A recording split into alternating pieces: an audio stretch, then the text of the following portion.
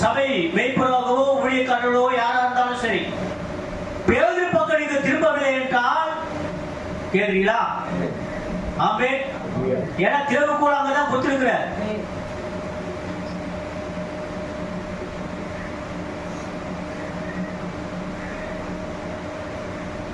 எப்போதுமே மனுஷனுக்கு தேவனுக்கு ஒரு பெரிய பிளவு இருந்தது.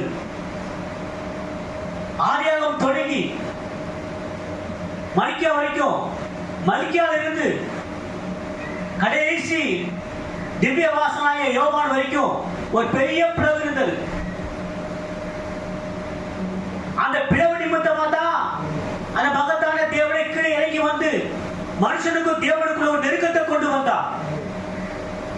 ஒரு பிளவில் இருந்து மனுஷன் தப்பிக்கிறதுக்காக ஒரு கிருபையான பலியாக அவரே இறங்கி வந்து நமக்காக